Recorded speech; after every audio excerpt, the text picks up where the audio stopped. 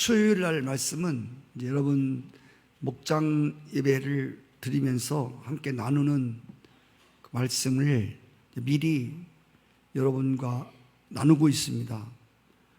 제가 수요일 예배는 특별히 우리 수요일 공과를 중심으로 하되 똑같이는 하지 않고 제가 묵상하면서 공과 내용에 빗나가지 않고 거기에 합당한 말씀을 수요일마다 준비하고 있습니다. 옛말에 팔방미인이 잘 산 법이 없다는 말이 있습니다. 음식점을 해서 가는 데마다 항상 성공을 한 사장님 한 분을 제가 알고 있습니다. 그분이 언제 한번 그런 말을 해 주었습니다. 자기는 부산에 가서 음식점을 해서 성공을 했고, 서울에 가서 성공을 했고, 지금 대전에 와서 음식점을 차렸는데 아직은 사람들이 오지 않지만 자기는 음식점이 어떻게 해야 성공하는지를 많은 노하우를 가지고 있다고 말을 했습니다. 그분이 이런 말을 했습니다. 한 곳에서 한 간판을 달고 같은 음식을 만들면서 1년 6개월을 버티면 먹는 장사는 성공을 한다고 그랬습니다. 한 장소에서 한 간판을 달고 똑같은 음식을 1년 6개월을 하면 성공한다. 이것저것 하지 말고 한 가지 음식만. 음식점들이 한 자리에서 자주 주인이 바뀌는 이유는 단 한 가지입니다. 특색이 있는 음식이 없다는 것입니다.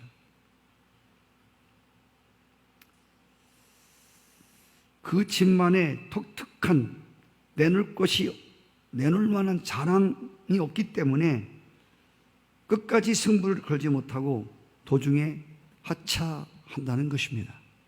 그렇습니다. 특색이 있어야 됩니다.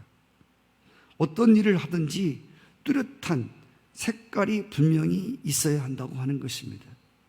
도자기를 만드는 도인들은 우리가 볼 때는 저거 깨트리면 너무 아까운 건데 놔주세요 막 그런 것도 막 팍팍 깨트립니다. 그 도인의 그 이름이 걸린, 또 자신의 모든 명예가 걸렸기 때문에 작품 하나를 만들어도 그들은 자기들의 마음에 맞을 때까지 작품 하나를 만듭니다. 인생도 분명한 색깔이 있어야 성공을 합니다. 교회는 교회 나름대로 특색이 있어야 합니다. 저쪽 교회는 저쪽 교회대로 특색이 있어야 되고 우리는 우리대로 특색이 있어야 됩니다. 교회는 따라가는 게 아닙니다.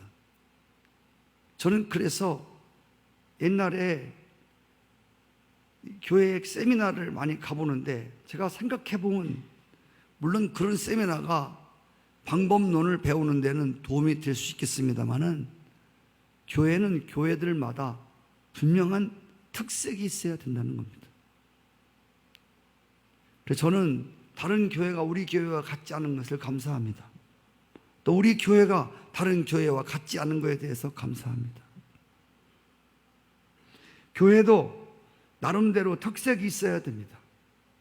오늘 성경은 우리에게 이것을 말씀하고 있습니다. 이 성산교회, 다른 건 몰라도 이거 하나만은 다른 사람들이, 다른 교회가 흉내내지 못하고 다른 교회가 따라올 수 없는 그런 분명한 특색 하나가 있어야 됩니다. 교회가 이것저것 다 잘해서 성공하는 것이 아니라 되게 성공한 교회를 보면은 하나입니다.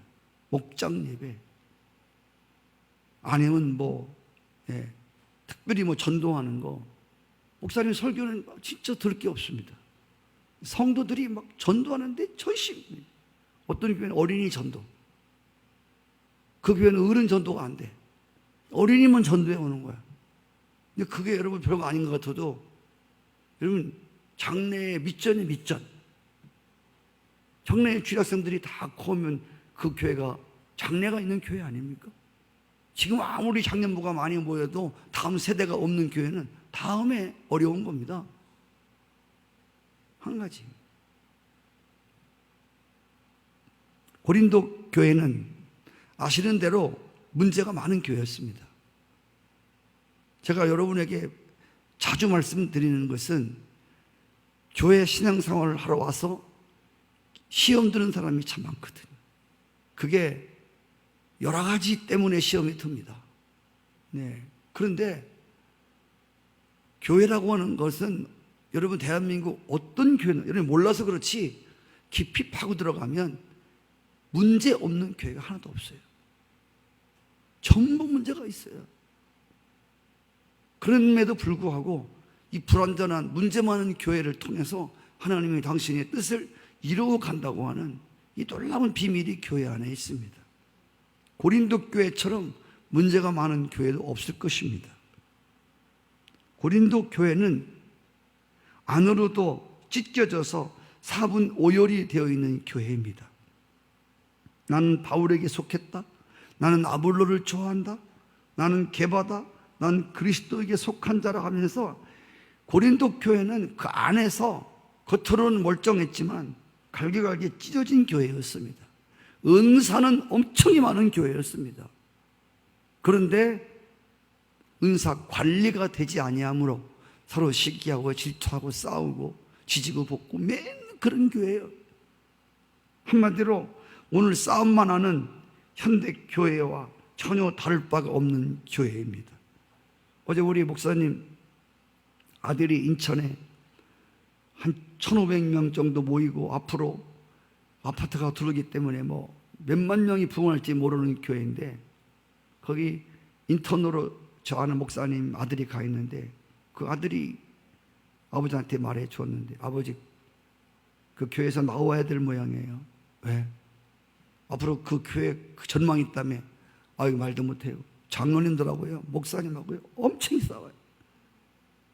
예배만 끝나면 해라는데 막 바깥까지 막 소리가 들려가지고 동네 사람도 몇 사람 안 되는데 모르는 사람이 없대요.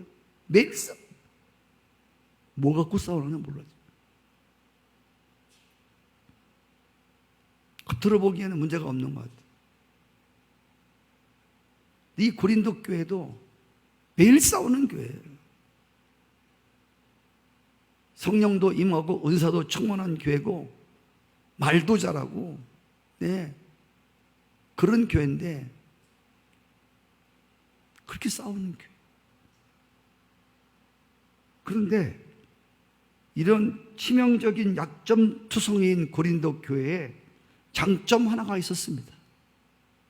그 장점 하나가 뭐냐면 바로 성도 섬기는 일입니다. 교회를 섬기는 일입니다. 오늘 1절, 2절에 보십시오. 성도를 섬기는 일에 대하여 내가 너희에게 쓸 필요가 없다. 과연 너 열심히 폭 많은 사람들을 격동시켰다. 저기는 사람들을 분발시켰다고 나옵니다. 고린도 교회가 다른 어려운 교회들을 도와주고 어려운 이웃들을 섬기는 데는 다른 교회가 따라오지를 못해요. 정말 이 일에 대해서는 사도 바울도 고린도 교회에 대해서 할 말이 없다고 그랬습니다. 너무 잘하기 때문에. 여기서 말하고 있는 연보라고 하는 것은 우리가 알고 있는 11조나 감사헌금이나 이런 헌금을 말하는 게 아닙니다. 여기서 연보라고 하는 것은 가난한 교회와 어려운 이웃을 위한 구제금을 말하고 있는 것입니다. 구제하는 거 있죠. 여러분 예루살렘 교회는 본교회입니다. 그리고 고린도 교회라든지 제가 여러분 주일마다 모든 교회들 많은 교회들을 소개했습니다. 이 교회들은 다 예루살렘이라고 하는 본교회에서 본교회에서 파송된 그런 지교회들입니다. 그런데 본교회 예루살렘 교회가 무척 어려움을 겪고 있었습니다. 몇 년 동안 예루살렘에 기근이 찾아왔고 종교적인 신앙적인 핍박으로 말미암아 예루살렘 본교회가 재정적으로 많이 궁핍했습니다. 이때에 사도 바울을 중심으로 해서 지역에 있는 교회들이 분교회들이지요. 예루살렘에서 흩어진 성도들이 세웠던 바로 그 교회, 그런 지역 교회가 본 교회를 돕는 이런 연보하는 일을 사도 바울이 교회 다니면서 주선했다고 하는 것입니다. 그 가운데서 고린도 교회 성도들이 예루살렘 교회를 도와서 연보금을 내겠다고 약속을 했습니다. 근데 무슨 일인가? 고린도 교회가 이 어려운 예루살렘 교회를 돕는데 연보금을 내질 않는 거예요. 사도 바울이 이번에 고린도후서 편지를 보내면서, 야, 너들이 어려운 사람들 섬기는 일에 소문났는데 이번에 마케도냐 성도들과 사도 바울이 쭉 방문할 때에 혹시 너희들이 예루살렘 교회를 돕기로 한 연보금을 내기로 했는데 준비가 안 되어서 혹시 다른 사람들에게 혹시 실망을 끼칠까 염려스럽다. 그리함으로 연보를 미리미리 준비해 두라고 사도 바울이 오늘 편지를 보냈습니다. 오늘 16장 2절에 보시면 어떻게 연보를 어떤 방법으로 해야 되는가를 말씀하고 있습니다. 매주일 첫날에 너희 각 사람이 이익을 얻은 데에서 저축해 두어서 내가 갈 때에 연보를 하지 않도록 해라. 이것은 필요할 때 급하게 연보금을 거두려고 하지 말고 미리미리 작정된 만큼 조금씩 저축해 두었다가 내가 너들한테 연보금을 거두러 갈 때에 그때에 그것을 내놓으면 좋겠다. 오늘 우리 현대인들은 자신들의 미래를 위해서 나름대로 철저히 자기의 생을 준비하며 삽니다. 그런데 오늘 현대 그리스도인들에게서 연보할 것에 대해서 준비하는 교회나 성도들이 많지 않습니다. 물론 교회 재정에 구제금이라고 나와 있습니다마는 성도 개개인들이 어려운 이웃과 어려운 교회들을 도와주기 위해서 연보금을 미리미리 준비하는 성도들이 많지 않다는 것입니다. 왜? 그런 습관이 되어 있지 않습니다. 여러분, 이제 유럽이나 미국 교회 같은 교회들은 그들이 번 이익 중에서 얼마씩을 연보금으로 떼놓습니다. 그래서 한국이나 아프리카나 어려운 사람들이 오고 선교사님들이 와서 설교를 하고 또 어려운 사람들이 와서 또 이렇게 또 구제금이 연보금이 필요할 때에 그 유럽이나 미국 교회 성도님들은 수요일 저녁에도 연보를 합니다. 주일 저녁에도 연보금을 냅니다. 주일 낮 시간에는 나름대로 연보금을 헌금을 하지만 또 특별한 어려운 이웃을 돕기 위해서 어려운 교회를 돕기 위해서 또 준비해 놓았던 또 그 금액을 내어서 어려운 이웃들을 돕고 그래서 그들은 아무 때나 헌금을 합니다. 네. 항상 준비가 되어 있어요. 제가 어렸을 때에 우리 어머님이 식사를 준비할 때에 항상 밥 한 그릇씩은 늘 남게 준비를 하는 것을 보았습니다. 언제 손님이 올지 몰라. 그래서 이 무쇠 솥에 이 밥 한 그릇을 넣어두거나 아니면 아랫목에 묻어두었다가 갑작스럽게 손님이 올 때 옛날에는 뭐 내놓을 게 없으니까 어려운 때라 밥밖에 없어요. 그래서 어려운 사람들이 오면 이 밥 한 그릇을 주는. 그때는 못 먹는 사람들이 하도 많아서 얻으러 먹으러 다니는 사람들이 너무 많았어요. 그때는 돈 달라고 안 했어요. 다 와서 밥 달라고 그랬어요. 저도 학교 갔다 오면 그 우리 집 그 대청에 걸터 앉아서 밥 먹고 가는 많은 사람들을 보았습니다. 많이 보았습니다.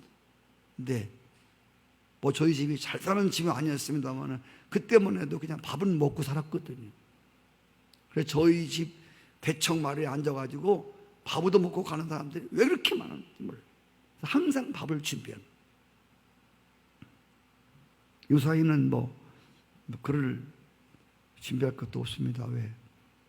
전기밥솥이 10분이면 밥이 딱 돼버리니까. 이것은 오늘 뭘 말하냐면 항상 우리가 연보를 위해서, 어려운 이웃을 돕기 위해서 이렇게 하나님이 허락하신 이익 중에서 연보금을 따로 떼어 놓아서 준비하는, 그래서 항상 선한 일이 감동이 올 때 그 연보금을 내어서 하나님께 영광을 돌리라고 하는 것입니다. 실절에 보면 오늘 연보하는 자세에 대해서 말씀했어요. 여기 연보가 뭐라고 했죠? 헌금이 아니라 어려운 교회를 돕고 어려운 이웃을 돕는 금액을 말합니다. 연보입니다.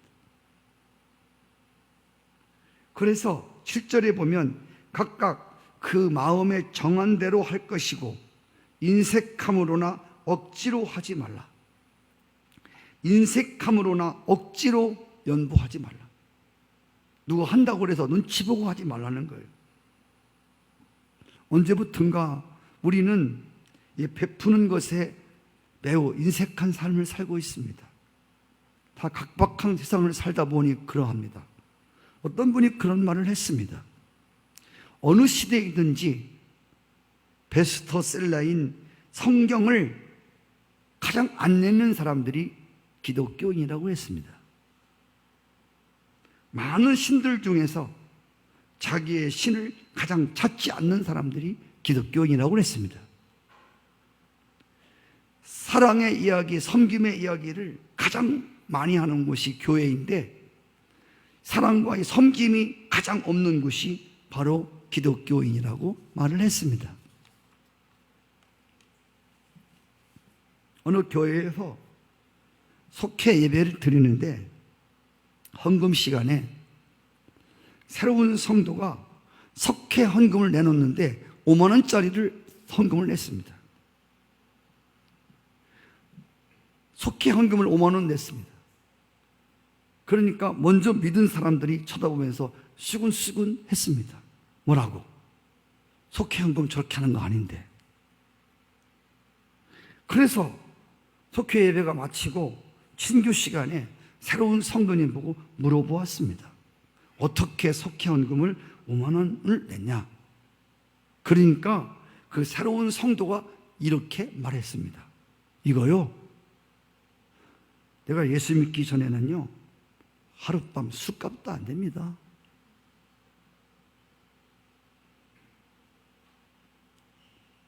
내가 예수 믿기 전에는 하룻밤 술값도 안 돼요. 오늘 7절, 8절에 보시면 하나님은 연보를 내는데 즐겨내는 자를 사랑하신다. 다른 사람, 어려운 사람을 돕고 어려운 교회를 돕는 일에 즐겨내는 자를 사랑하신다 하면서 하나님이 능히 모든 은혜를 넘치게 하신다. 할렐루야. 모든 일에 항상 모든 것이 넉넉하게 해서 모든 착한 일을 넘치게 하려 하심이라.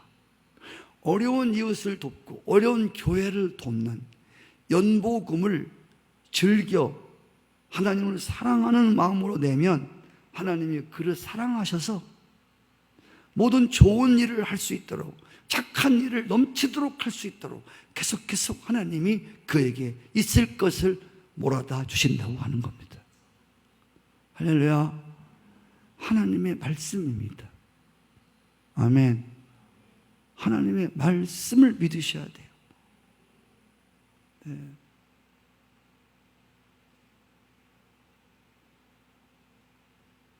하나님이 말씀하셨는데 그 말씀을 믿으셔야 돼요. 주님이 그랬어요. 모든 일에 넘치게 하신다. 그래서 이 연보금, 어려운 자를 돕고 어려운 교회를 돕고 어려운 성도들을 돕고 이때 재산을 흩어서 구제를 잘하는 사람들, 즐겁게 감사함으로 하는 사람들은 하나님이 더욱 부유하게 하신다는 겁니다. 우리는 뭘 내라고 하면 인상이 짜부러집니다. 여러분, 이건 내라는 게 아니라 뒤에 것이 중요합니다. 뒤에 것. 넘치게 한다는 겁니다. 여러분, 하나님이 착한 일을 넘치도록 하게 해주신다고 하는 거예요. 잠언서 11장 24절 읽어요. 시작. 흩어서 구제하여도 더욱 부하게 되는 일이 있고 과도하게 아껴도 가난한 사람이 있다는 겁니다. 네? 흩어서 자꾸 나누어주고 연보를 해도 하나님이 더욱 부자가 되게 하는 사람이 있는가 하면 과도히 아껴도 노랭이 같이 짠돌이 같이 아껴도 가난한 사람이 있다는 겁니다. 여러분, 내가 인색하면 남을 섬기고 연보하는데 인색하면 하나님도 나에게 인색하다는 겁니다.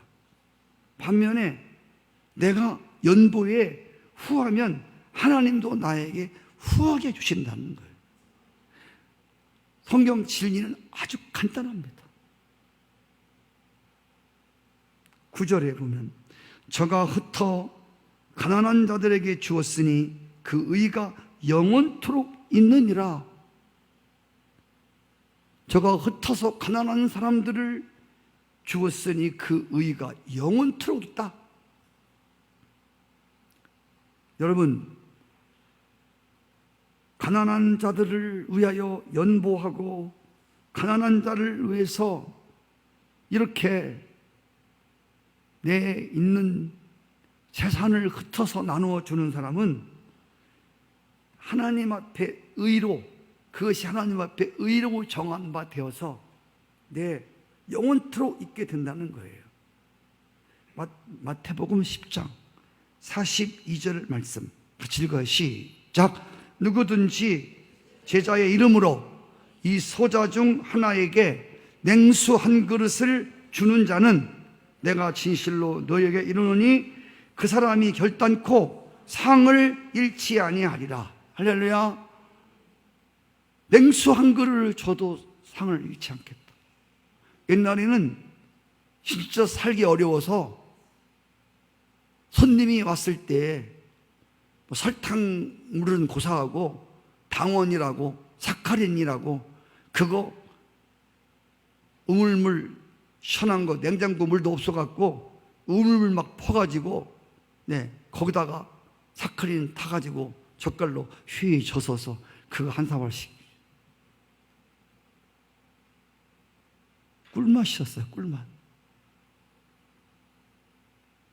이런 거 냉수 한 그릇을 줘도 잃어버리지 않겠다.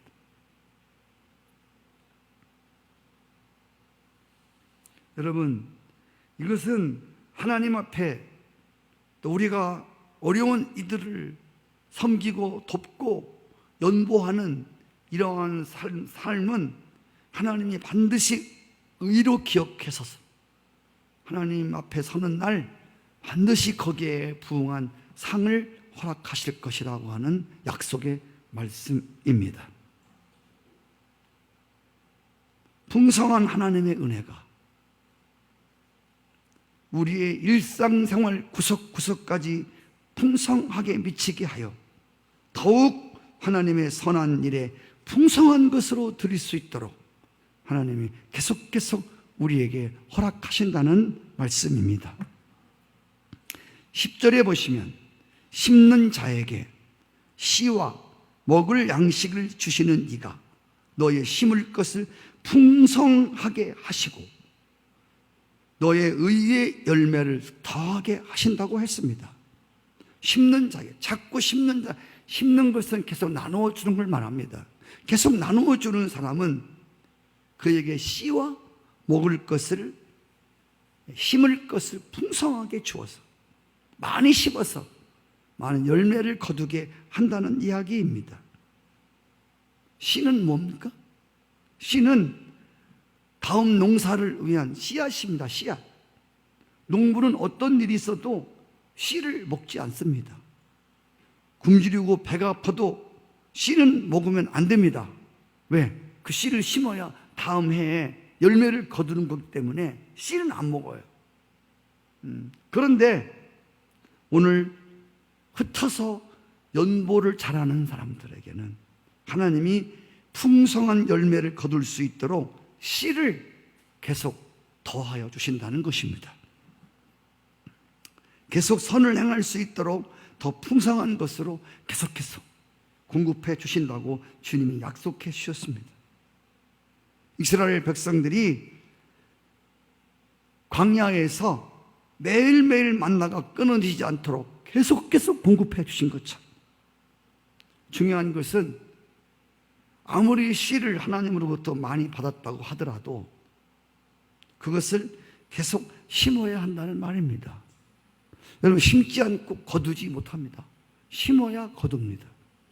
마태복음 25장에 나오는 거기 2달란트, 1달란트 받은 악하고 게으른 종들의 공통된 점이 뭔지 아십니까? 그들이 이렇게 말합니다.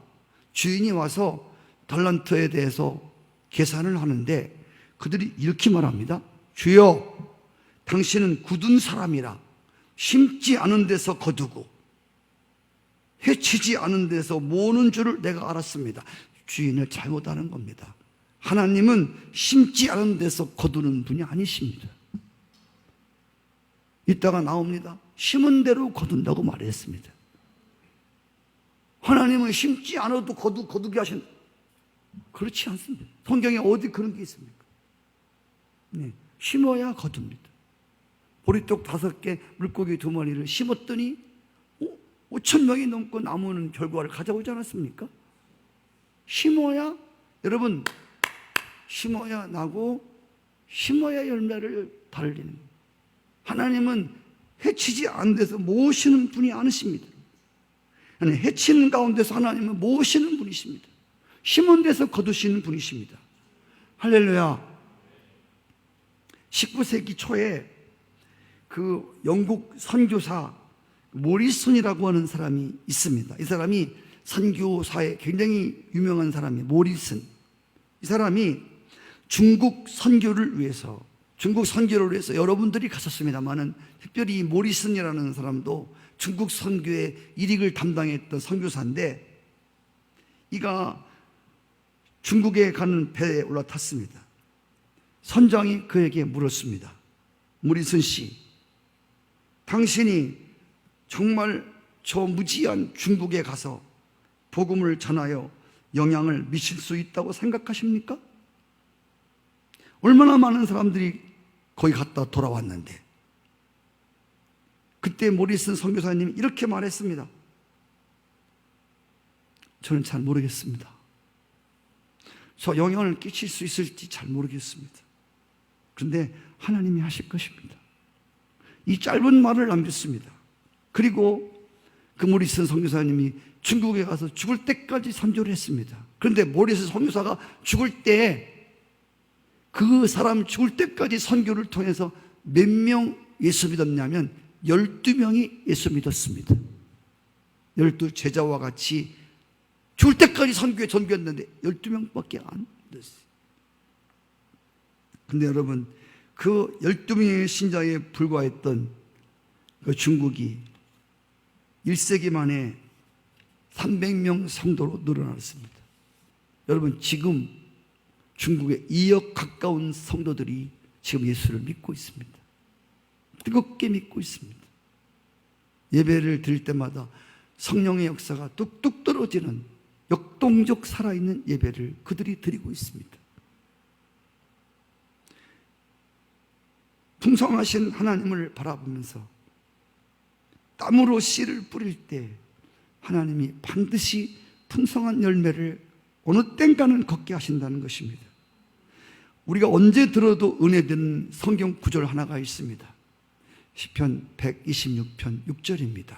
읽겠습니다. 시작. 울며 씨를 뿌리러 나가는 자는 반드시 기쁨으로 그 곡식의 단을 가지고 돌아온다. 할렐루야. 넌 농사를 많이 안 덮어서 모르겠습니다만, 저희 집 사람은 농사를 많이 지는 사람이라, 아까도 제가 멀리서 집사람이 여기 왔다 갔다 해서 뭘 하나 봤더니 여기 부엌기 뒤에다가 호박을 하나 몇 개 심어놨어. 그래서 호박 꽃이 이렇게 폈더라고, 멀리서 보니까. 그래서 호박 열매 몇 개 달렸나, 이러고 열매 쉬고 있어요. 여러분, 심은 사람은 그렇게. 나는 호박 안 심었어요. 별로 관심 없어. 그래서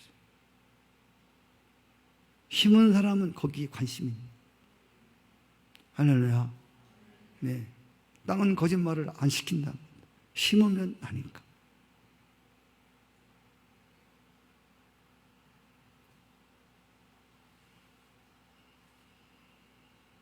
할렐루야.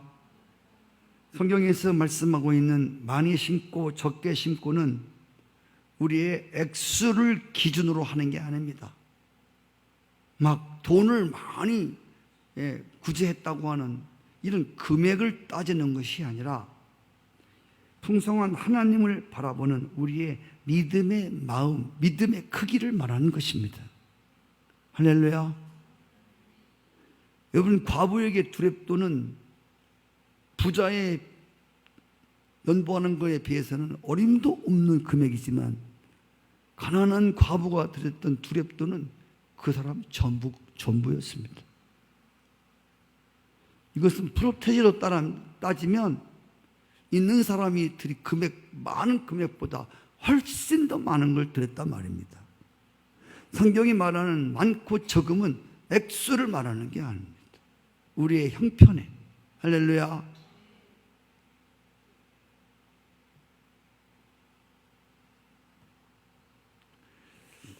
옛날에 제가 여러분도 다 봤겠지만 쉴이라고 하는 영화 한 편을 보았습니다. 거기서 북한에서 특수훈련을 받은 정예부대 요원들이 남쪽에 왔습니다. 그리고 여러 가지 사연이 있습니다만은 남북 통일을 염원하는 축구 경기를 하는데, 거기다가 폭발물을 장치해서, 그래서 주요 인사들을 죽이는 이러한 지령을 받았습니다. 그런데 한국 이 보안실에서 그 정보를 입수합니다.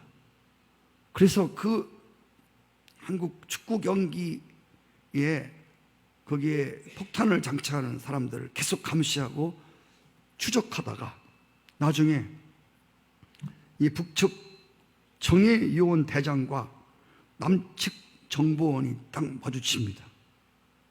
그때 이제 북측에서 난파된 그 북측 요원이 남측에 있는 정보요원의 머리에 총을 딱 댑니다. 그리고 그 북측 요원이 남측 정보요원한테 이런 말을 합니다. 너희는 오늘 죽어가고 있는 북쪽 동포를 생각이나 하는가? 단돈 $100에 비참하게 팔려가는 가련한 동족을 생각하는가? 너희들은 배때기 채우기만 급급하지 않냐? 이런 가사가, 이런 대화의 내용이 나옵니다. 너들 그 어려운 북한 땅에 있는 동족들의 어려움을 생각하긴 하냐? 너들 배때기만 채우는데 급급한, 이런 무식한 이야기가 나옵니다. 우리 배만 채우기에 급급한. 오늘 우리는 이렇게 살고 있습니다. 이웃의 아픔과 슬픔을 외면하고 살아가고 있습니다. 정말 자신을 위해서는 온갖 입을 것을 준비하면서 이웃을 위해서 싸구려 양말 하나도 준비하지 않습니다. 나를 위해서 고급 승용차 준비하지만 어려운 이웃 위해서 5,000원짜리 샌들 하나 준비하지 않습니다. 저는 어저께 우리 목사님들과 함께 또 모여서 식사를 하면서 진짜 대화를 오랫동안 나누었습니다. 저는 그냥 여러분들한테 제가 이런 얘기를 해서 좋은지 모르겠지만 그냥 마음이에요, 마음. 제 마음을 가끔씩 얘기를 했습니다. 우리 박찬원 목사님 가서 설교했던 목사님, 교인도 별로 없고 설교도 많이 어려우신 분이고 때때로는 밤에 나가 택시 운전도 하시고 또 자격증이 있기 때문에 그거 갖고 공사장도 나가시고 여러 가지 일들을 하시면서 목회를 하고 있습니다. 근데 그분이 차를 타고 다니시는데 차가 아주 오래된 차예요. 지난번에도 보니까 밑에 판이 떨어졌다고 그래서 철판을 구해서 그거를 땜질에 써야 된다고 그런 얘기를 하면서 마음이 되게 어려운 거예요. 그래서 참 내가 돈 있으면 저 목사님 새 차는 아니더라도 그냥 중고차라도 하나 사주고 싶은 그런 마음이 늘 내한테 있는 거예요. 그래서 우리가 목사님들이 조금씩 이렇게 꼭 필요한 때 쓰려고 돈을 거두는 돈들이 있습니다. 거기서 제가 몇 번 제안을 했습니다. 이거 다른 어떤 것보다도 저런 차 타고 다니는 사람 어딨냐 지금. 네, 차를 좀 하나 중고차라도 하나 교회를 위해서 하나 사드리자. 몇 번 제안을 했어요. 그런 마음을 가지고 있었는데 차에 대한 이야기가 나왔는데 목사님이 그런 말씀을 했습니다. 이번 주에 자기 교회 앞에 외제차 하나가 좋은 새 차가 하나 서 있더래요. 그래서 우리 교회는 아닐 테고 누가 여기다가 차를 세워놨나. 나중에 예배를 끝나고 거기는 인원이 얼마 안 되니까 같이 식사를 하러 이렇게 식당으로 가는가 봐요. 조금 이제 멀리 가는데 그 차를 탁 타는데 목사님, 권사님이 그 차를 탁 타더라요. 새 차인데. 깜짝 놀래갖고 너무 좋은 차라. 그 목사님이 이 권사님 사세요? 그래서 언제 하셨어요? 했더니 전주에 했다고. 전주에 이 차를 뺐노라고. 이거 굉장히 비싼 차인데? 그러니까 그분이 하는 말씀이 목사님 이거 별로 안 비싸요 라고 했답니다. 그러면서 저를 쳐다보면서 씁쓸한 미소를 지었습니다. 제가 이런 다른 뜻의 말을 하는 건 아닙니다. 나를 위해서 그냥 고급 외제차도 안 비싼 것 같이 여기고 타고 다니는 비싼 외제차를 별로 안 비싼 것 같이 타고 다니면서 자기 목사님 달달거리는 오래된 봉구차 끄고 다니는 것 보이지 않는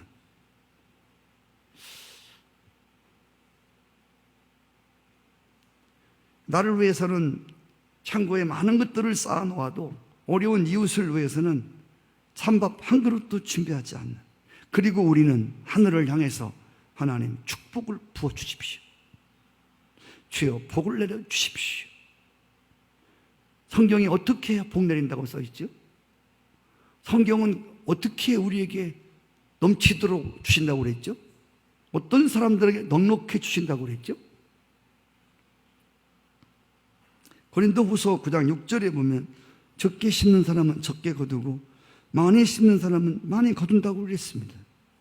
누가복음 6장 38절에도 주라 그리하면 너희에게 줄 것이다. 누가? 아버지가 곧 후히 되어 누르고 흔들어 넘치도록 너희에게 안겨주리라. 할렐루야.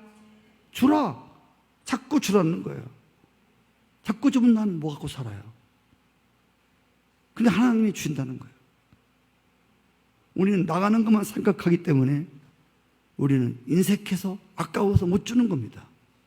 우리가 정말 하나님이 약속하신 이 말씀, 하나님이 그렇게 하신다면 하시는 분 아닙니까?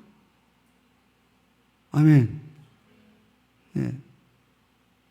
어떤 성도가 무디 목사님 부흥에 와갖고 끝난 다음에 와서 상담을 하는데 그분이 굉장히 유명하신 분인데 그래서 목사님 은혜 많이 받았습니다. 그런데 저는 영생에 대한 확신이 없습니다. 구원에 대한 확신이 없습니다. 그래서 그 무디 목사님이 요한복음 5장 24절 말씀 5절 읽어봐라. 믿는 자는 영생을 가졌나니 막 읽었어요. 거기 뭐라고 써 있어요? 영생을 얻었나니라고 써 있습니다. 믿으세요? 예, 믿습니다. 그런데요, 확신이 안 와요. 다시 한번 읽어보세요. 그러니까 그 사람이 무디 목사님 앞에서 믿는 자에게는 영생을 얻었나니 거기 뭐라고 써 있어요? 영생을 얻었나니라고 써 있습니다. 믿으세요? 예, 목사님 믿습니다. 그런데요, 확신이 안 가요. 근데 무디 목사님이요, 상을 땅 치면서 당신이 뭔데? 응? 아니, 하나님보다 더 높단 말이에요? 하나님의 영생을 얻었다면 얻은 줄 알아야지. 못 넘으면 확신이 수고한 수가 어디냐. 할렐루야. 우리 목사님 참 멋있는 분이에요.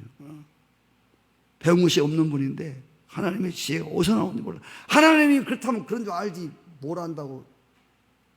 당신이 하나님보다 더 높아. 영생을 얻었나니 했으면 얻었는 줄 알으셔야지 뭘 확신이 가고 안 가고 그런 얘기가 어디냐고. 호통을 쳤다는 얘기가 있습니다. 오늘 하나님이 믿는 사람들에게 넘치게 준다는 거야. 여러분, 하나님이 주시면 얼만큼 주나 성경이 봐요. 하나님이 부어주면 얼만큼 부어주나. 아이고, 목사님, 나올 구멍이 빤한데 어디서 넘치게 오습니까? 우리는 이래서 못 사는 거예요. 목사님 나요, 봉급 나오는 거 뻔합니다. 뻔해. 뭘 훔쳐들어 어디서 들어오겠습니까? 갯돈도 안 부는데, 복권 사는 것도 없는데 어디서. 하나님이 허락하시면 사람의 방법을 초월하신다니까. 아멘 좀 해보세요. 하나님이 부어주시면요 넘치도록 주셔요. 저는 저희 교회 성도들을 잘 알잖아요. 그래서 모든 성도들이 다 복받게 원해요. 나는 어느 사람 한 사람도 찌그러지게 살기 원치 않아요. 하나님의 축복을 받고요, 착한 일을 넘치도록 하는 교회와 성도가 되기를 위해서 기도하고 있어요. 그런데요, 이를 받을 만한 사람이 받잖아요. 저는 근데 몇 사람에 대해서는 제가 확실히 압니다. 이 사람들이 그런 마음이 변치만 않는다면 저들 생에 아니면 저 후손에 가서라도 반드시 하나님이 착한 일을 많이 할 수 있도록 넘치게 부어주는 그런 가정이 될 것이라고 내가 아주 확신하는 사람들이 있어요. 저희 교회에. 할렐루야. 누구라고 말은 안 해요. 나만 알고 있어요. 하나님도 아시겠지. 아시는 분도 아시겠지. 나누어 주기를 즐거워하고 내기를 즐겨하고. 네, 여러분, 그냥 인간적으로 보면요, 아유, 저 사람 진짜 손해볼 짓 잔뜩 하네. 성경을 모르니까 그래. 하나님 말씀이 어떻게 복이 들어오는지를 통로를 길을 모르니까 그들에게는. 그래서 가룟 유다가 막달라 마리아가 300데나리온 그 옥합을 확 깨트려 갖고 예수님 머리에 부니까 저렇게 많은 돈을 왜 허비하냐고 했잖아요. 모르니까 그래. 주라 그러면 줄 것이다. 후이되어 누르고 넘치도록 흔들어서. 할렐루야. 그냥 누르고 막 장사들은요 안 눌러요. 될 수 있으면 쌀도 이렇게 서서, 저 들 들어가기를 원하잖아요. 하나님은 축복을 주시는데 막 그러시다가 흔들어야 더 밑으로 갈 거예요. 더 흔들어갖고 눌러서 넘치도록 너희에게 안겨주리라 그래요. 야, 시편 37편 25절에서부터 내가 어려서부터 늙기까지 의인이 버림을 당하거나 그 자손이 걸식함을 보지 못하였도다. 그는 종일토록 은혜를 베풀고 꾸어주니 그의 자손이 복을 받는도다.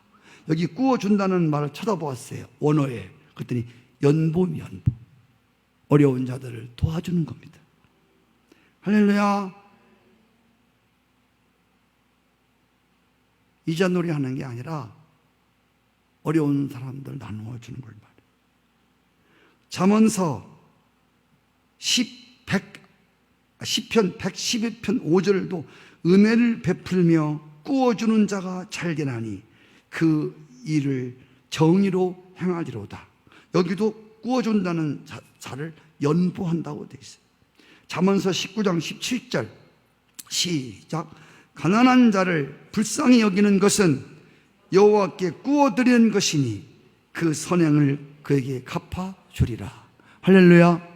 여러분, 어려운 이웃을 위해서 연보하고 가난한 교회를 돕고 어려운 성도를 돕는 것은 이게 연보하는 거예요. 이게 하나님께 구워주는 거예요. 그 사람에게 구워주는 게 하나님께 구워주는 거예요. 예. 이 땅에서 이자를 가장 많이 붙여준 사람이 누군지 아세요? 김정수 권사님. 이 땅에 이자가 가장 센 데가 어디잖아요? 하나님이 주시는 이자가 가장 세요. 우리가 이자 받아 먹으려고 하나님 선행을 하는 것은 아니지만, 선행을 하면 하나님께 구워주는 것이고, 예, 넘치도록 그냥 주님께 빌려드리고, 예, 예수님이 배를 쓰시니까 그냥 베드로가 고기를 2배나 채우게 주시잖아.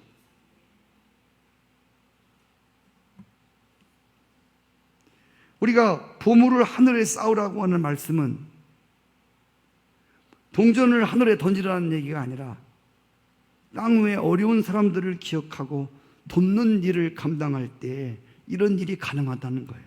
그래서 마태복음 25장 31절에 보시면 예수님이 이렇게 말합니다. 우편에 있는 사람, 좌편에 있는 사람, 마지막 심판대 때 내가 굶주렸을 때 네가 나에게 먹을 걸 주었다. 그때 그들이 말하기를, 언제 우리가 주님이 굶었을 때 우리가 먹였습니까?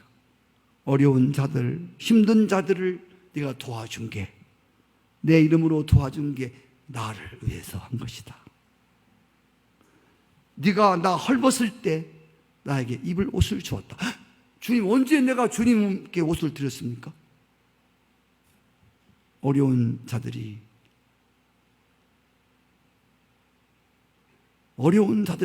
입을 것을 주었을 때 그게 나한테 한 것이다. 할렐루야. 이게 하나님께 한 것이고 이게 하늘에 쌓은 것이라는 것입니다. 그래서 이 땅에서의 부자는 많이 소유한 사람이 부자입니다. 하나님 나라에서 부자는 많이 베풀고 섬긴 자들이 하나님 나라에서 부유한 자입니다. 하나님이 우리에게 풍성한 걸 주시는 이유는 우리 혼자 잘 먹고 잘 살기 위해 주시는 것이 아니라 가난한 자들과 함께 나누기 위해서 주신 것입니다. 여러 가지 목사님들 모이면 소식을 듣습니다만, 논산에 있는 젊은 목사님들이 몇 분이서, 교회도 크지 않는데 젊은 목사님들이 우리가 좀 어려운 교회를 돕자. 그래서 왜 여러분 가끔 텔레비 보면 어떤 이렇게 집 어렵게 사는 사람들 막 집 뜯어서 고쳐주는 사람들 있잖아요. 그 사람들 그걸 보고서, 야, 우리도 개척교회나 시골교회 어려운 교회 그런 데 가서 우리가 노동해서 실비로 그냥 싼 것 구입해다가 자비량으로 돈을 좀 걷어가지고, 또 뜻이 있는 사람들이 조금 그렇게 구제 헌금을 해서 연보를 해서 어려운 교회를 돕자. 저는 몰랐어요. 그런데 이제 이런 젊은 분들이 점점 늘어나서 이제 저 시골에 다니면서 그렇게 교회를 어려운 사택도 고쳐주고 빚에는 그것도 이렇게 고쳐주고 오고 이런 일들을 한다고 그래요. 어저께 알았어요. 어저께 너무 감동적이더라고요. 그분하고 통화하더라고요. 금산인데 금산 어려운 교회에 와서 지금 지붕 뜯고 지붕을 새로 해주고 있다고. 그래서 우리 4인방 목사님들이, 야, 우리 교회들도 같이 마음을 모으자. 많은 것들은 할 수 없지만 하나님이 힘 주시는 대로 우리도 함께 돕겠다고 그렇게 약속을 했습니다. 참으로 감동이 돼요. 정말 격려하고 싶었습니다. 할렐루야. 오늘 11절에 너희가 모든 일에 부유하여 너그럽게 연보함은 우리로 말미암아 하나님께 감사하는 것이다. 모든 일에 부유하여, 물질이 부유한 게 아니라 마음이 부유한 거야. 믿음이 부유한 거야. 그래서 너그럽게 연보하고, 하나님이 또 부어주실 것을 기대하면서 기쁨으로, 감사함으로, 하나님이 주실 것을 바라보고 기뻐하는 것이 아니라 그 연보 자체가 어려운 사람들을 도울 수 있는 여력과 기회와 그런 능력을 주었음에 대해서 감사하는 거예요. 할렐루야. 돕는 이도 너그럽게 감사함으로 구제하고 섬기고, 그 받는 사람도 감사함으로 받고, 이 모든 영광을 하나님께 올려드렸단 말입니다. 12절에 이 봉사의 직무가 우리 성도들의 의무요 권리라고 말씀합니다. 어려운 사람들을 돕고 하나님께 복을 받는 것은 성도들의 권리요 의무이다. 13절 14절 복음을 진실히 믿고 복종하는 자들의 삶이다. 말과 혀로만 사랑하는 것이 아니라 행함과 진실함으로 형제를 사랑하는 것이다. 15절의 마지막에 말할 수 없는 은사로 인하여 하나님께 감사한다. 아멘. 이거 은사는 하나님께로부터 주어진 거라는 겁니다. 내가 잘나서, 내가 마음이 착해서, 내가 인품이 좋아서 내 것을 갖고 어려운 이웃과 어려운 교회들을 돕는 것이 아니라 하나님이 그런 마음을 주신 거예요. 할렐루야. 마지막으로 15절에 말합니다. 말할 수 없는 하나님의 은혜로, 말할 수 없는 하나님의 은사로. 목사님, 저는 은사가 없어요. 구제 은사가. 구제 은사를 말하는 게 아닙니다. 하나님의 받은 은혜로 말미암아 어려운 자들을 주 예수의 이름으로 어려운 교회들을 돕고 어려운 성도들을 돕고, 그래서 하나님께 영광이 되어지는. 오늘 우리가 맥주 감사절을 지났습니다. 맥주 감사절은 본래 하나님께 감사하는 절기고 어려운 이웃들과 함께 나누며 하나님께 감사하는 절기가 맥주절입니다. 오늘 이 말씀을 통해서 하나님으로부터 풍요로운 열매를 거두고 언제나 착한 일에 넘치도록 하나님 마음이 감동될 때, 하나님 나의 마음을 감동해 주실 때마다, 감동은 오는데 가진 것이 없어서 늘 어려운 자들, 네, 여러분 우리 하나님 앞에 같이 우리 기도하실 수 있기를 바랍니다. 하나님, 풍성한 비결을 제가 압니다. 없는 중에라도 과부 두렙돈 같이 하나님 이렇게 연보하는 일에 제가 헌신적으로 그런 일을 감당하겠습니다. 준비함으로 이런 일들을 준비하겠습니다.